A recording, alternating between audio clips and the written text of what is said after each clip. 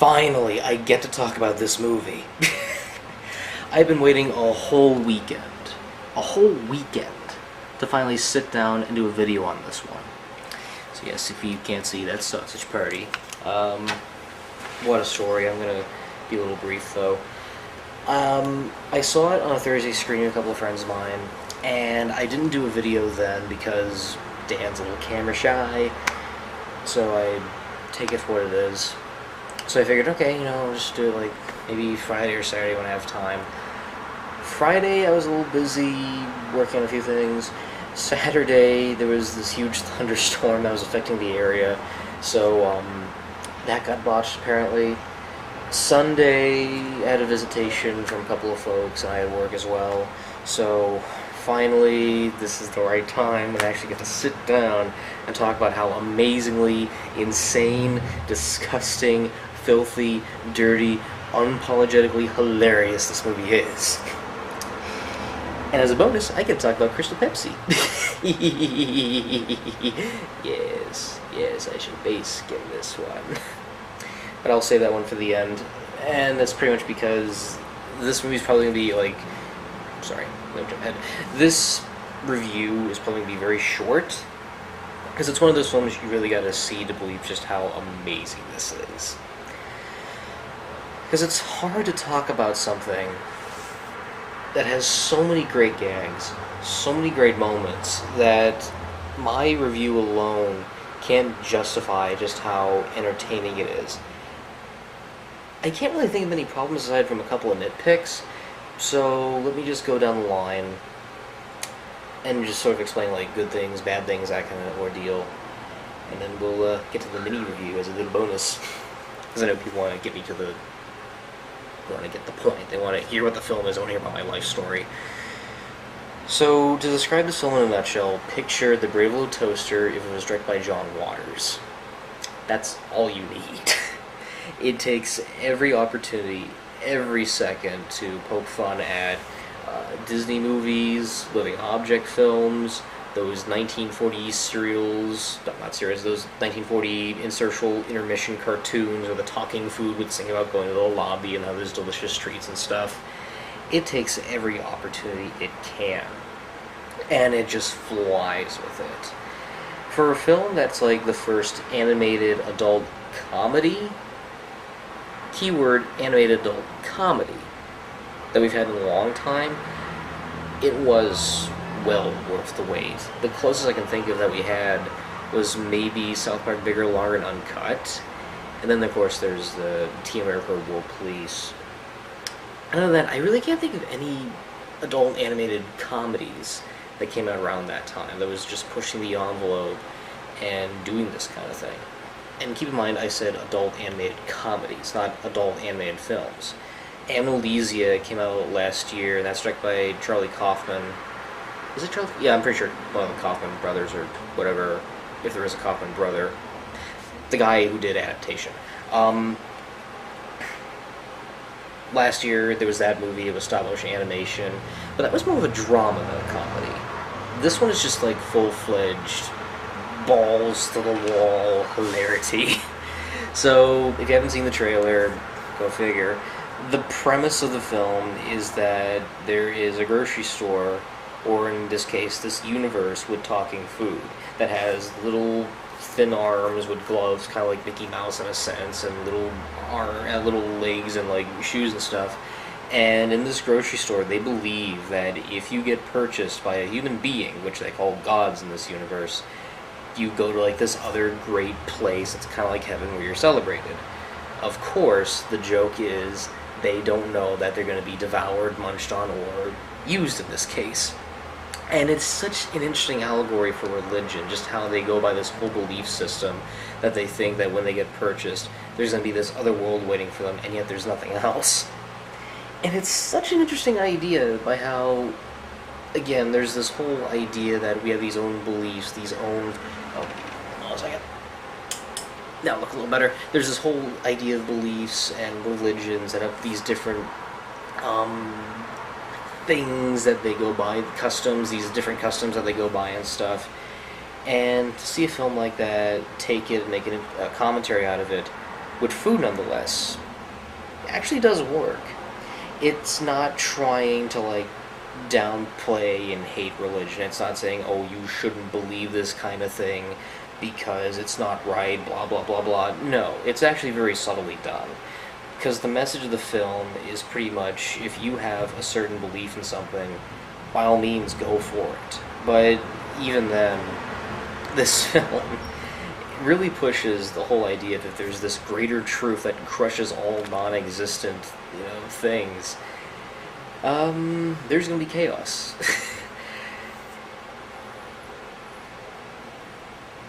The characters are just really unbelievable. They're really something in a nutshell, because they take every opportunity with their personality, their quirks, and just has like a nice little arc to them, as a traditional Pixar or Disney film kind of would. But in terms of adult comedy, they push that with taboo subjects, and also, again, the cliche kind of tropes you normally get, like the hero's journey or the lover that is unsure whether to go by what her boyfriend thinks and stuff like that, even if there is this greater truth at hand. Seth Rogen, of course, plays this sausage or hot dog, whatever you want to call it, named Frank. And I like the idea how he's sort of very naive and innocent of the whole thing, that there's this belief that's still around for quite some time. And then we start learning about the truth. It's like, oh, this is going to be really big, this is going to be really heavy, I might as well, tell everyone and stuff. And there's that little, and Seth Rogen, he's usually nice. He's usually hilarious when he does these kind of roles. I can't really think of a single time when I didn't like him. I actually admire him. I don't know, maybe it's something about that voice, that, really gruff kind of voice. It's something about that's like a little Bobcat Goldthwait in a sense. So, as always, he's going to have some charm to the performance. Kristen Wiig, I found surprisingly hilarious in this movie.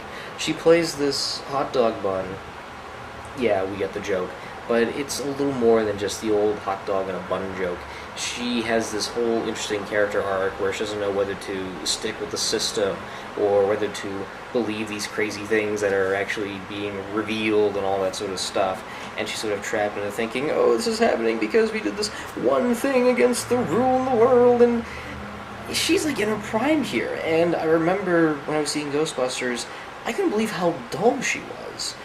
And I really couldn't put my finger on it, other than the fact that it was a script. But the more I see it now, I think Kristen Wiig is funny when she is literally let loose and doing R-rated comedy. Because at the very least, she has a bigger opportunity to be more broad and open with the amount of humor and subjects that are thrown in. And I think with Ghostbusters, they were limited and scaled back because there's a PG-13 that needs to be at hand.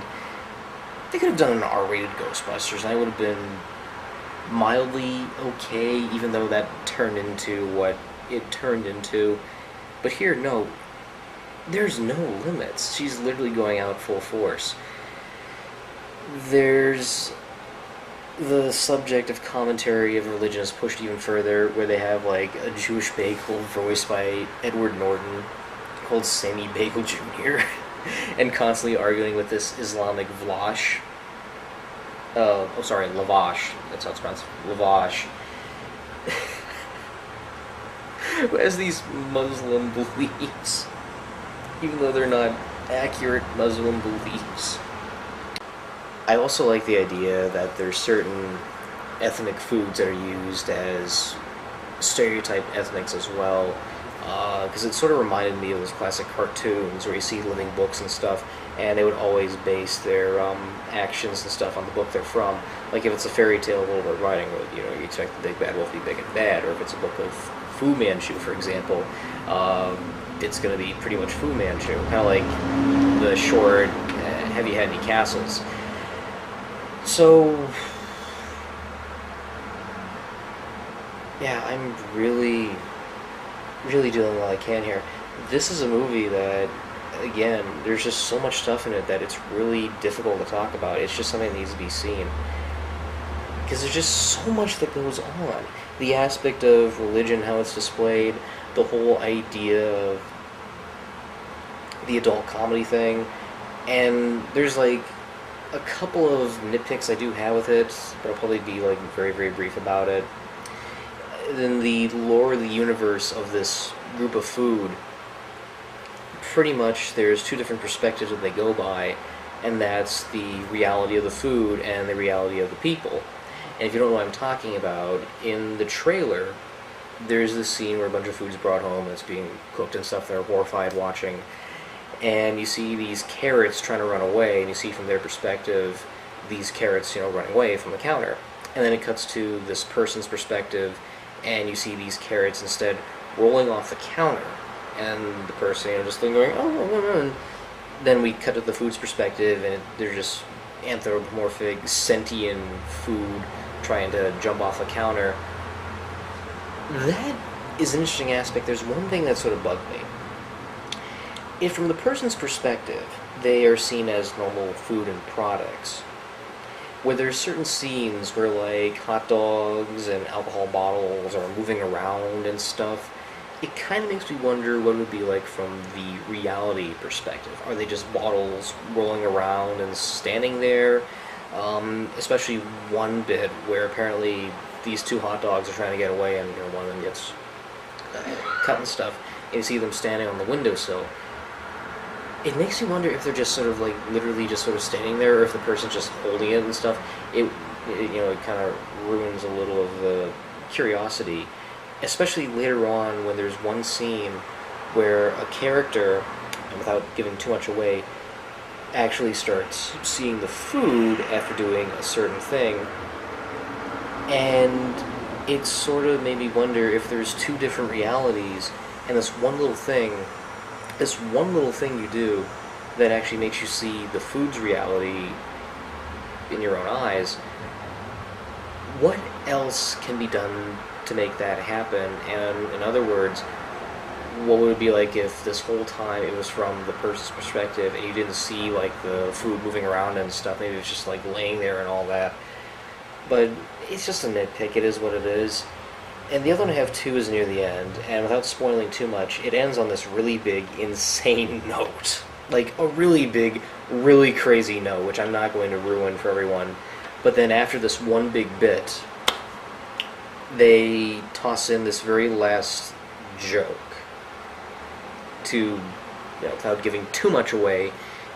It sort of breaks the fourth wall a little. Like, now you've come to realize this truth, now here's another truth, and it doesn't really work, especially when you cap off something this crazy and insane. It just makes me wonder, there's so many jokes and opportunities it could have gone in that route. When he mentions, there's a bigger horrible truth, one of the alcohol bottles named Firewater, who's a non-perishable, who's a stereotypical Indian, surprisingly. Native American, sorry. But no, there's this whole bit near the end where he comes in and he's like, there's a bigger, awful truth, and he reveals what it is, and it's, again, trying to break the fourth wall and stuff. And I remember just sort of sitting there going, really? We're going in this direction after what we just went through? It sort of feels very lackluster compared to all the jabs and opportunities at what they gave us in this adult comedy. And I think the funnier joke would have been them discovering that there's more of them packed in boxes and stuff in the back and need to be unleashed, or the fact that there's more supermarkets out there like this. No, they go with this really weird direction, which I don't want to say it's tonally off with the rest of the stuff. It kind of sort of is, but at the same time, how could you end it on a moment like that after doing something so completely crazy and insane before that? When you see the movie, you'll probably get what I'm saying, or people who have seen the movie, you at least know what I'm talking about. It's like at the tail end. At first it's all like, yeah, we won. Oh no, there's this bigger truth. Fourth wall joke, blah, blah, blah, blah. It's like, really? We're going that route? Alright, fine. The other side character, but, other than that, it's still hilarious. It's still pretty good. It is worth checking out for pretty much what it is. I saw it with two friends of mine, Dan and his friend, and it's funny because he came from a grocery store that he works nearby me. And so after the end of the movie, we're walking out into the lobby, and he turns to us and says, "Dudes, when I work at the deli, I am never thinking about the food the same way again. When I'm going to be slicing that ham, I'm going to be hearing tiny little screams in my head. In terms of the screening, I know there's this whole push that they're saying it's R-rated and it's not for kids, which has been constantly addressed. And in a sense, I'm kind of thankful I didn't see any families or younger kids seeing it. But at the same time, the cynical side of me is like, I want to be interesting if they actually did do that kind of thing. They probably wouldn't go near their refrigerator for the rest of their life. This is just a generally really funny movie, and I'm glad to see it did well at the box office. It got the #2 spot, but in terms of its budget, and as far as adult animated comedies go, I'm surprised it did reasonably well, and I do hope that they make more stuff like this, even from Seth Rogen and his crew, who's done some good stuff. You know, The Interview, This Is the End. Just the fact they can take, like, the simple taboos of life that is hard to talk about and just somehow make them hilarious, in a sense. Like, the idea of Revelation and This Is the End, how celebrities are ignoring the biblical text, and when the end of the world comes, just exactly how they would be against each other and stuff. Or The Interview about false images and stuff like that. Oh yeah, media manipulation, that's another one they do too. I was relevantly surprised and pleased at the same time. So, considering all the Star movies I've seen, which have been 75% dull, this is up there. This is definitely worth checking out.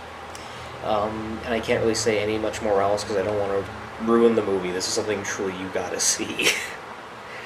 So, I'm just going to end it off with a little look at this little delight that came back into life. For those who don't know, Crystal Pepsi came out in the early 90s, and it lasted for, I think, like 2 years or so. And it is finally back after much internet and fan demand, because apparently there were some people that really wanted this back. So, I'm going to say right now this was a whole lot easier to find than the Ecto Cooler. And let me just say for the record, I have tons of Ecto Cooler that will last me all the way until October or November. Seriously, I cannot thank the wonders of Amazon Prime for helping me stock up with such delights.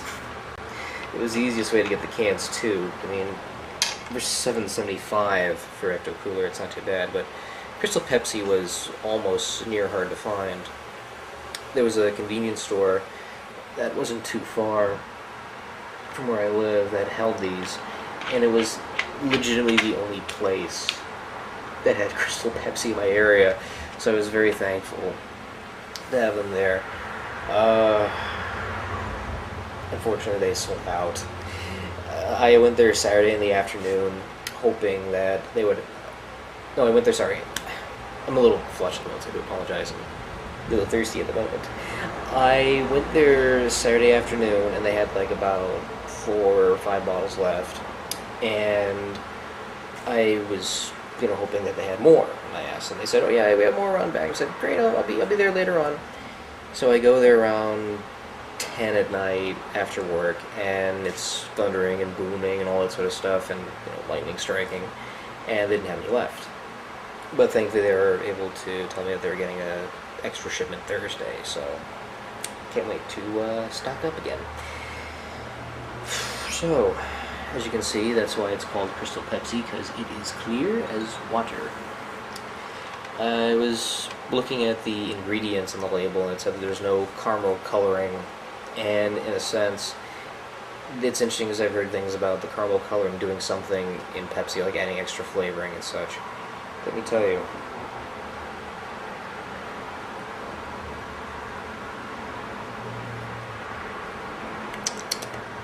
It tastes radically different from the original. Ooh.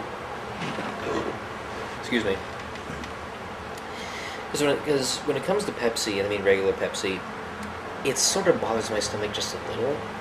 Not by a lot, but I guess it depends on how it's done, like canned or bottled. But if it's like from a soda jerk machine, I should probably say, it's fine, it has like a nice resistance. But I will say, in terms of Crystal Pepsi, I would actually drink this over regular Pepsi any day. And that's saying a lot. Mm. To compare with the taste, it's definitely a lot softer than regular Pepsi. It has a much smoother, crisp feel to it.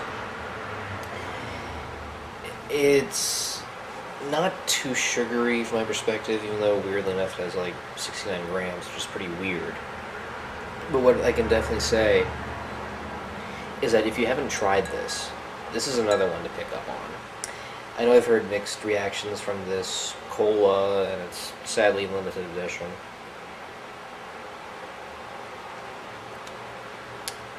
But if I had to be honest, this is definitely more recommended than I ever expected, because I thought it was just going to be Pepsi without the color. But in hindsight, I think the coloring actually does a whole lot more, because there's like flavoring and stuff going in. And I think when you just take that element out and just have a clear cola, I didn't think it'd be so radically different in the case.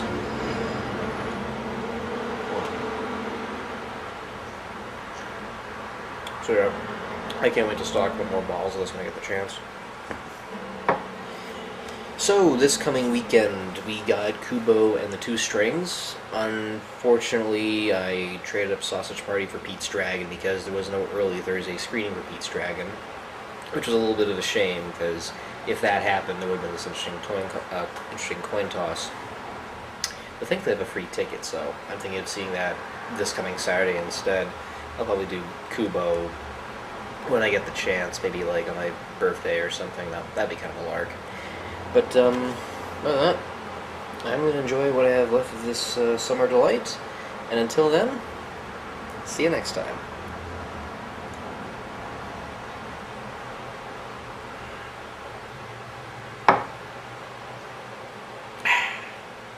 The choice of a new generation. Please say we can keep it.